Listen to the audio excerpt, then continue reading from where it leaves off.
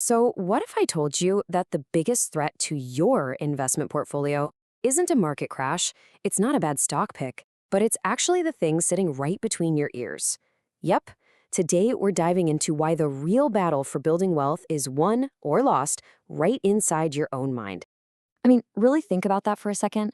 We spend countless hours glued to charts, reading headlines, trying to guess what's going to happen next. But what if the real game changer, the biggest risk you face, is just your own brain's wiring? That's exactly what we're about to unpack. Okay, so this is the absolute core of it. We have to stop thinking of investing like it's some kind of math problem. It's not, it's a psychological test. And here's the crazy part, our brains are basically hardwired from the Stone Age to fail this test. Let me show you what I mean. Just look at this total mismatch. On one side, you've got our ancient survival brain. It evolved to do one thing really well: see a lion, get scared, run when the rest of the herd runs. Instant reaction, safety in numbers. And you know what? It's fantastic for staying alive. But then you've got modern capital markets, which reward the exact opposite behavior. They reward you for being patient, for thinking for yourself, and for using logic when everyone else is freaking out. It's a complete head-on collision. And this internal fight, this conflict, it creates these mental traps that we all fall into. So let's break down the two deadliest ones, the ones that cost investors absolute fortunes, no matter how smart they think they are. First up is something called recency bias. This is basically our brain's little shortcut of thinking that whatever just happened is what's going to keep happening. So when markets are soaring, we start to believe they'll just soar forever. With US shares up 56% and Australian shares up 25% recently, it is so easy to fall into that this time is different trap. Our brain just gets completely mesmerized by the recent past. And this is why this quote is the perfect antidote. The greatest investors literally rewire their brains to do the opposite of what feels natural.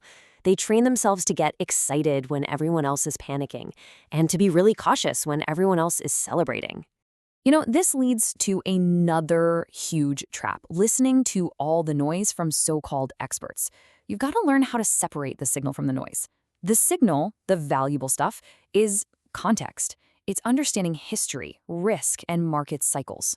The noise, that's all the predictions, the crystal ball forecasts about exact crash dates and specific price targets. That's not an investment strategy. It's just entertainment. So, what is the actual real-world cost of making these mental mistakes?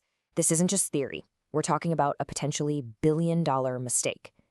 Let's put a real number on this. What does it actually cost you when you let fear and greed grab the steering wheel and you try to jump in and out of the market?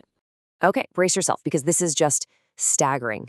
If you had stayed fully invested since 1995, you would have gotten a solid 9.5% return each year. Not bad at all. But if you panicked and missed just the 10 best days in the market, your return plummets to 7.5%. And if you miss the 40 best days, it collapses to a measly 3.5%. So here's the kicker. In trying to avoid the worst days, you almost always end up missing the best days. And that is what absolutely demolishes your return. All right, so that's the problem. And it's a big one. But now let's talk about the solution. And I'll give you a spoiler. It is way, way simpler and a heck of a lot more powerful than trying to outsmart the entire market. First thing you have to get your head around is what I call the recession paradox. Now, it feels completely backward, but the stock market is a forward-looking machine. It starts recovering while the economy still looks like it's in the dumpster.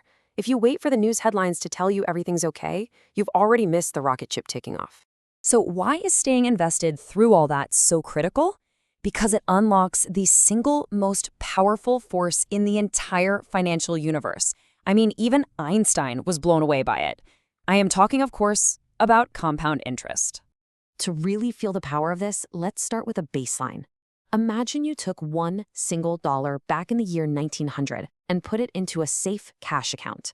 Today, you'd have $263. It feels safe, it feels steady, but is it really working for you? Now hang on to your hat. That same $1, if you'd put it in Australian shares instead, would have grown to over $955,000. Just let that sink in for a moment. That's through 2 world wars, the Great Depression, dozens of recessions, crashes, and crises. That is the jaw-dropping power of compounding that you get to unleash just by staying in the game. This quote from the legendary investor Peter Lynch just nails it. It perfectly sums up everything we're talking about. The real money isn't lost when the market goes down. It's lost by people trying to guess when the market is going to go down. So what's the playbook? What do you actually do? It's a really simple 3-step framework. Number 1, keep it simple.